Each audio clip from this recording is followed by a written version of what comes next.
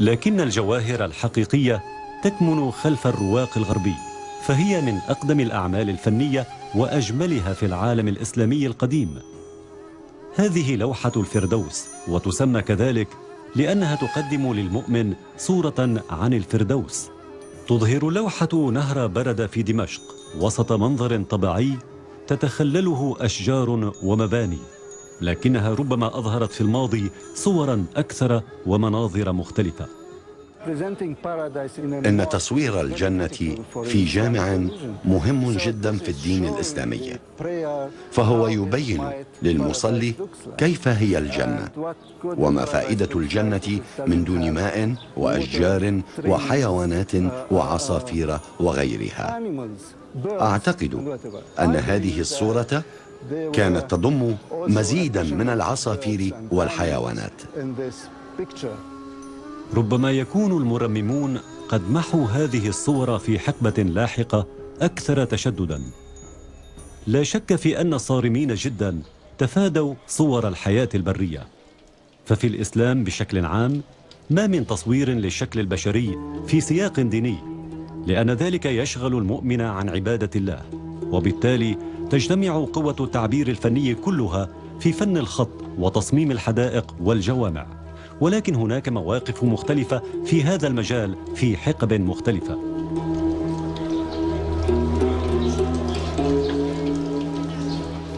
أدت الحرائق والزلازل إلى عمليات ترميم مستمرة. كانت الكارثة الكبرى حريقا ضخما عام 1893 للميلاد. نجا المحراب الذي يشير إلى اتجاه مكة من الحريق.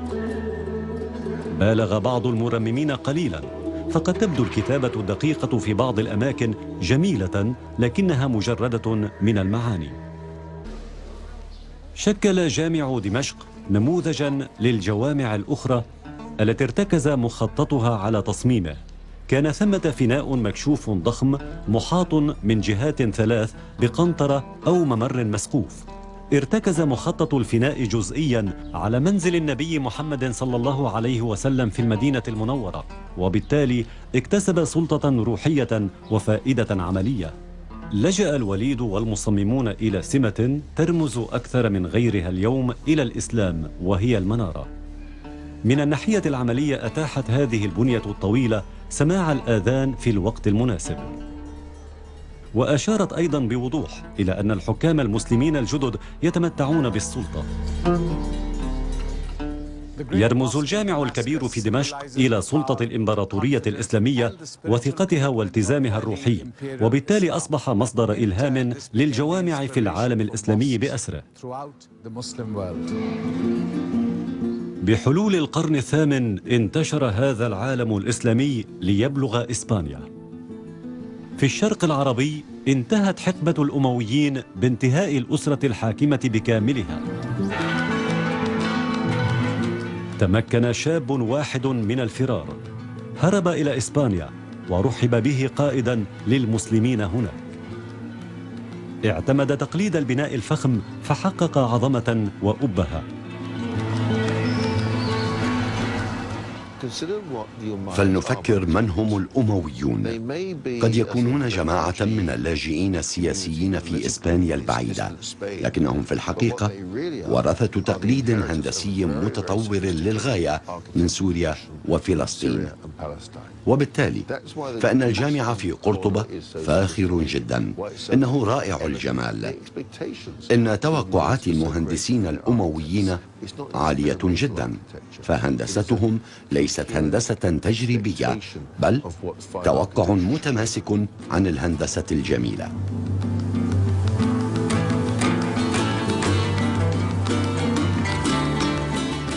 يكمن إرث الأمويين بشكل خاص في مبانيهم الدينية التي شيدت برعاية ملكية. لاحقا امتنع الحكام عن إعادة تطوير الجوامع التي بقيت تستخدم بلا انقطاع، ولكن كان هناك بناء جميل أيضا. نذكر مثلا خربة المفجر، وهي قصر ملكي بناه ابن آخر لعبد الملك، لكن موقعه خارج أريحة يحول بدوره دون زيارة معظم المسلمين له لأسباب سياسية. وقد أثر نوع آخر من السياسات على موقع القصور، فلم تقتصر وظائفها على الاستجمام وحده. لننظر إلى حجم الدولة الأموية. لقد امتدت من إسبانيا إلى آسيا الوسطى، كانت بحاجة إلى العتيد، وكان حلفاؤها المخلصون قبائل سوريا، فبنت قصورا في الأماكن التي كان فيها حلفاؤها من بين القبائل. في الصيف ما من إنسان عاقل يذهب إلى خربة المفجر، فدرجة الحرارة 45 في الظل، ولكن في الشتاء عندما يغطي الثلج الهضاب في فلسطين يطيب الذهاب إلى ذلك المكان، وبالتالي بنوا قصرا ممتازا للمتعة. كان القصر يقع وسط مزرعة في ظلال جبل التجربة، وهو الجبل الذي قاوم فيه المسيح الشيطان ل40 يوما وليلة بحسب النصوص اللاهوتية المسيحية. أظهرت عمليات التنقيب قصرا من طابقين مع حمامات وجامع وصفوف من الأعمدة. إن أزلت رمل الصحراء الواقية تجد أكبر أرضية من الفسيفساء منذ العصور القديمة. 39 لوحا متلاصقا من الفسيفساء يغطي أرضية الحمام.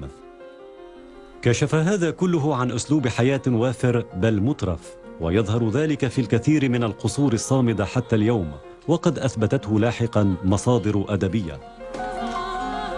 ليست ألواح الفسيفساء خزفية، بل مصدرها صخور مقطوعة من مقالع محلية. تقدم المقالع الفلسطينية صخورا ب22 لونا مختلفا. على المنصة المرتفعة في غرفة الاستقبال الخاصة بالخليفة نجد إحدى أشهر صور الفن الإسلامي وأكثرها قيمة. تغطي الأرضية صورة شجرة تفاح وغزالين يقتاتان بأوراقها. إلى يمين الشجرة غزال آخر يهاجمه أسد. كان هناك أسود. لم يكن هناك نقص في الأسود والغزلان، لا نقص على الإطلاق. قبل أن يصل السلاح إلى المنطقة كانت الغزلان تطوف بالآلاف في شبه الجزيرة العربية. تظهر بيئة الحقبة الأموية من خلال الفسيفساء في خربة المفجر. دمر زلزال القصر قبيل انهيار الحكم الأموي.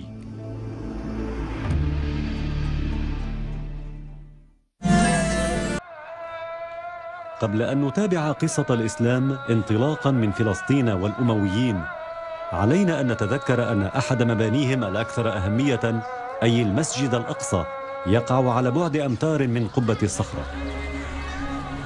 لكن عددا محدودا من الأعمدة والقناطر يشير إلى أصوله الأموية. لا يكتسب القصر أهميته من زينته، فقد تغيرت مرارا وتكرارا عبر القرون، لكن موقع الحرم الشريف هو الذي يكسبه قدسيته لدى المسلمين. هذا هو المكان الذي انطلق منه النبي محمد صلى الله عليه وسلم في معراجه إلى السماء، والذي بني فيه الجامع القديم بأمر من عمر، وهو أحد كبار الخلفاء الأوائل. عرف حكمه في التاريخ كفترة من التوسع الإسلامي السريع، ففي عهد عمر استولى المسلمون على القدس للمرة الأولى. إنه أحد الأماكن الأكثر أهمية في الإسلام في إحدى المدن الأكثر أهمية. القدس فريدة من نوعها، فما من مدينة إسلامية أخرى عرفت التاريخ نفسه. هناك قبة الصخرة الإسلامية الأصلية الأقصى، وهناك فترة طويلة من السلام في ظل الإسلام، وهناك الحملات الصليبية. خلفت الحملات الصليبية دمارا هائلا، فاضطر المسلمون إلى إعادة تخصيص المباني إلى الإسلام. دنس الصليبيون قدسية المباني، فقد استعملوا الأقصى كإسطبلات وثكنات لفرسان الهيكل. أما الرجل الذي أنقذ المسجد فقد أصبح أسطورة. أعاد الأقصى إلى الإسلام واستعاد القدس، وكان يدعى صلاح الدين.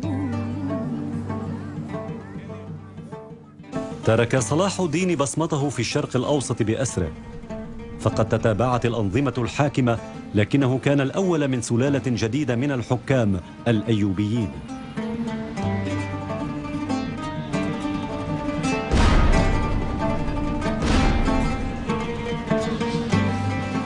يقع قبر صلاح الدين خارج الجامع الكبير، وهو يجذب القوات العسكرية ومن ضمنها المحتلون الجدد مثل الفرنسيين. على بعد 300 كيلومتر من دمشق تقع مدينة حلب التاريخية. هناك برزت سلطة صلاح الدين من خلال ابنه. تطغى القلعة الضخمة على كل ما يحيط بها. قام ابن صلاح الدين الزاهر غازي بإعادة بناء القلعة وترميمها بعد أن دمرها زلزال، لكن قصة القلعة تعود إلى أبعد من ذلك بكثير.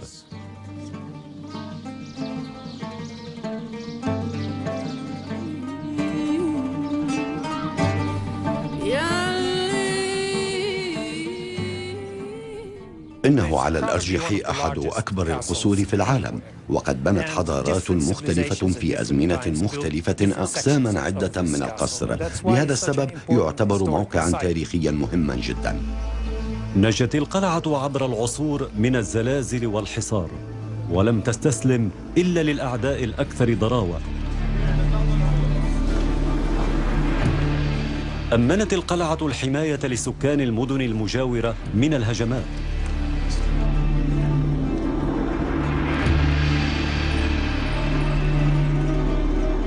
في الداخل تكشف عمليات تنقيب اليوم عن إنجازات خلفاء صلاح الدين الأيوبيين. يتميز فناء القصر الملكي بالحجارة الضخمة التي يزيد طول بعضها على المتر الواحد، وقد شكلت هذه الحجارة ميزة الهندسة الأيوبية. عرف الأيوبيون بحبهم للتناسق.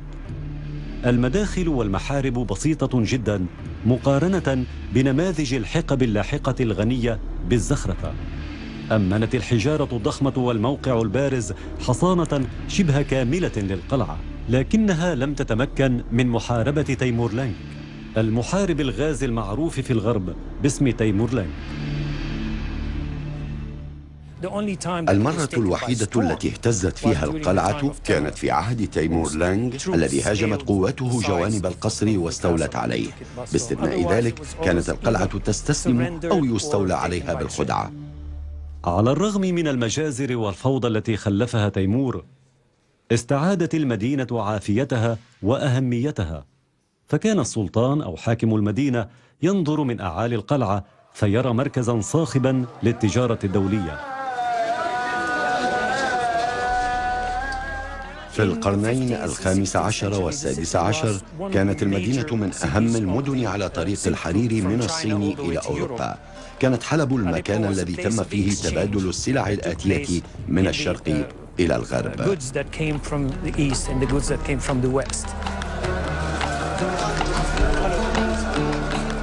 بالإضافة إلى بيع الحرير والتوابل، هناك نماذج من الحرف الإسلامية التي بقيت على حالها طوال قرون. في دمشق وجدت نماذج عدة من الأعمال المعدنية والجواهر المزخرفة المحببة إلى قلوب البدو.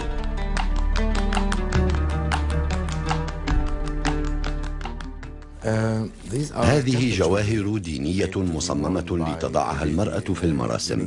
كما نرى فهي مصنوعة من الذهب، ويرمز المثلث مع الحجر الأزرق في الوسط إلى الحماية من العين الشريرة. نجده في أعمال التطريز والنقش والخشب والرخام، وكذلك في الجواهر.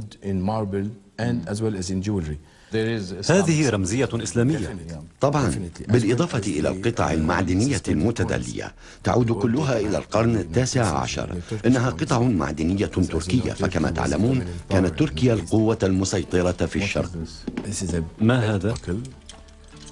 هذا مشبك للحزام، وهو قطعة الجواهر الوحيدة التي ترتديها المرأة في المراسم، وهي لا ترتدي هذه القطعة في الأيام العادية.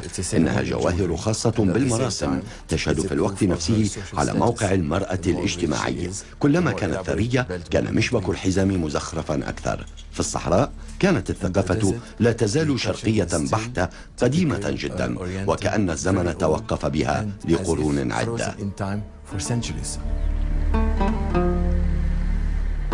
غالبا ما كان البدو يهاجمون التجار وهم يتنقلون بين المدن الكبرى، فيدافع التجار عن أنفسهم بالتجمع في قوافل لعبور الصحراء بأمان أكبر.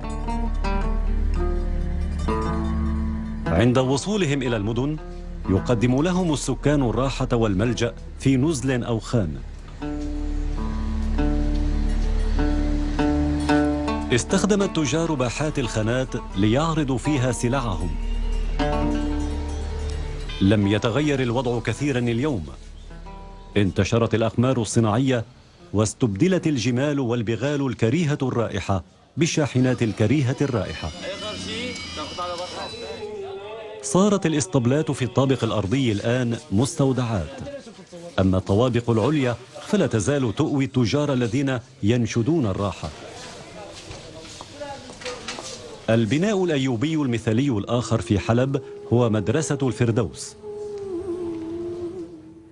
المدرسة عبارة عن مراكز للتعليم، ولا سيما التعليم الديني، وقد أنشئت لتوحيد المجتمع السوري.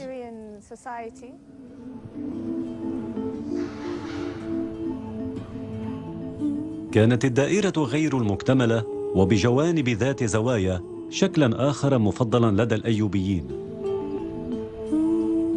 تضم المدرسة إيوانين كبيرين، وهما عبارة عن غرفتين بثلاث زوايا مقفلة وزاوية رابعة مفتوحة غالبا على الفناء.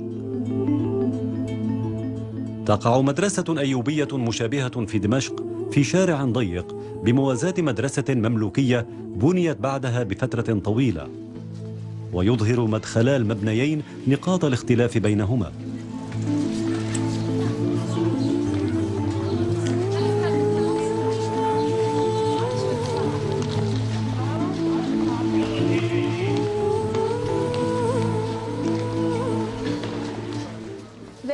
جاء الأيوبيون بحس من الأسلوب العسكري، فأسلوبهم الهندسي قاتم جدا، ويلجؤون إلى البناء المتين. كما تلاحظون من بوابة العادلية، فإن بناء الأيوبيين قاتم وأنيق أكثر، لكنه يفتقر إلى الألوان. أما إذا نظرنا إلى المدرسة المملوكية في الجهة المقابلة من الشارع، نلاحظ مقاربة أكثر حيوية وتباينا أكثر في ألوان الحجارة، ونقوشا أكثر تعقيدا في الكتابة، وتفاصيل أكثر بشكل عام. ليست هندستهم قاتمة بقدر هندسة الأيوبيين، بل هي مبهرجة أكثر. غالبا ما كانت المدرسة تستخدم ضريحا لصاحبها. هذه المدرسة المملوكية قبر الملك بيبارس، وهو قائد عسكري بارع نكل بالصليبيين شأنه شأن صلاح الدين. يترافق غنى الهندسة الدينية في سوريا مع هندسة علمانية مذهلة. تضم دمشق مجموعة غنية من المنازل القديمة مع باحاتها، وهي تعتبر تقريبا سمة المدينة. إن تصميم المنازل في دمشق يصدمنا نحن الغربيين. لقد ذهلت تماما عندما رأيت للمرة الأولى أحد القصور الملونة في دمشق، فالتصميم مسرحي جدا ويزيد من هيبة القصر. تسير في ممر قذر ولا ترى أي نوافذ، ثم ترى مدخلا قذرا، وكانت المداخل تترك قذرة عن قصد لئلا تفرض عليها الحكومة ضرائب مرتفعة في الماضي. ثم تفتح باب الفناء فترى منظرا مذهلا تنيره الشمس وتزينه النوافير. هذا الإرث الجميل مهدد بالزوال مع الوقت، وبسبب الإهمال ونقص التمويل يناضل القليل من الشجعان لإنقاذ بعض المنازل القديمة في المدينة من الدمار. منذ صغري غالبا ما كنت آتي إلى المدينة القديمة مع والدي، وهي جزء من حب حياتنا لأنها حافظت على روحها، وهي مكان ساحر.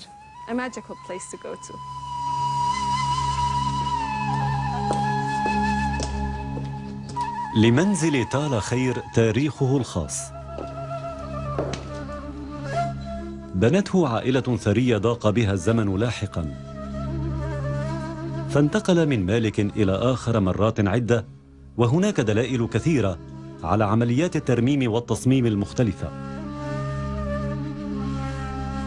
في مدينة تسودها العائلات القديمة لعبت الأموال الجديدة دورها.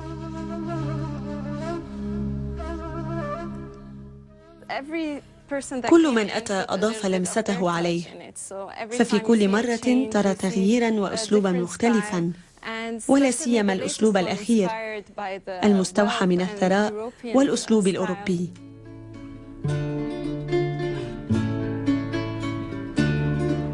من كبار بناة المنازل في دمشق عائلة العظم. هذا بيت العظم، وهو أحد المنازل الكثيرة التي حملت اسمهم. نالت العائلة العظيمة شهرتها بإخضاع بدو الصحراء. تولى 3 من عائلة العظم الحكم في دمشق في القرن 18. تتميز هذه المنازل بتصميم متشابه للغاية. هناك مدخل غالباً ما يكون ملتوياً عند إحدى الزوايا لئلا يرى المارة في الشارع داخل الفناء، لأن رؤية الغرباء لداخل الفناء وللنساء في الفناء أمر محرم تماماً في العالم الإسلامي. فيكون الفناء الأول فناء الاستقبال الرئيسي، حيث يستقبل الرجل أصدقائه، وحيث يمكن أن تتواجد النساء بغياب الغرباء. يواجه الإيوان المكشوف الشمال ليؤمن أكبر قدر ممكن من الظل في صيف سوريا الخانق، فيما تواجه الغرف الرسمية الجنوب لتمتص أكبر قدر من الدفء في الشتاء. هناك صالة الاستقبال الكبيرة، وهي التي كانت تسمى خا. هي غرفة مذهلة، كانت الغرفة الكبرى في كل منزل، وغالبا ما تكون هناك نافورة تزين المنزل. كل شيء غني بالزخرفة. ثم هناك عتبة صغيرة تؤدي إلى منصة جلوس، غالبا ما تكون مصنوعة من الخشب، وتحيط بحافة الغرفة مقاعد ووسائد مخصصة للجلوس. وكان ممنوعا منعا باتا الخطأ الاجتماعي الأكبر الذي قد ترتكبه، وهو أن تقف على المنصة وأنت ترتدي حذاءك. عليك أن تنزع حذاءك قبل الصعود إلى المنصة. ثم على المنصة يقدمون لك الطعام وتدخن النارجيلة. لكن هذه الغرفة مخصصة للرجال وحدهم، كانت غرفة تسلية للرجال. من المنازل الأنيقة التي يجب أيضا رؤيتها في دمشق بيت نظام، الذي عرف عدة مالكين عبر السنين، وكان مقر القنصلية الفرنسية في فترة من الفترات. هذا المنزل كان يرتاده الأجانب، ولطالما تطلع مالكوه إلى الغرب قليلا، ولذلك كان تصميمه حديثا جدا. والتصميم الحديث في ذلك الوقت كان أوروبيا أكثر منه عربيا تقليديا.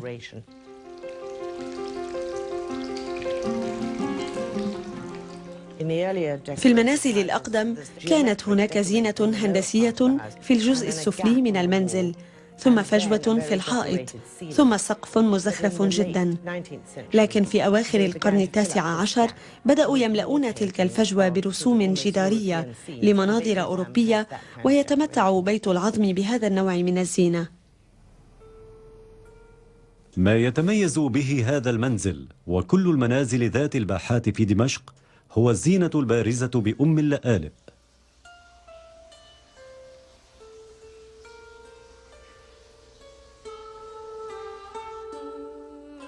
تكتسب هذه الحرفة أهمية كبيرة في دمشق.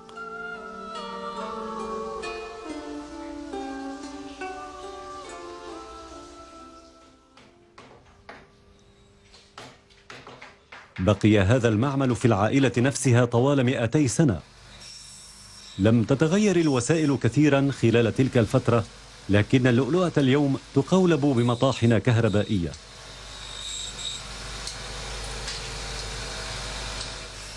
تنحت القوالب أولا، ثم يوضع الخيط الفضي حولها قبل أن تصقل أم اللآلئ في صدفة المحار لتأخذ شكلها النهائي. الخيط الفضي ميزة سورية، فهو يغيب عن الزينة المصنوعة بأم اللآلئ في مصر.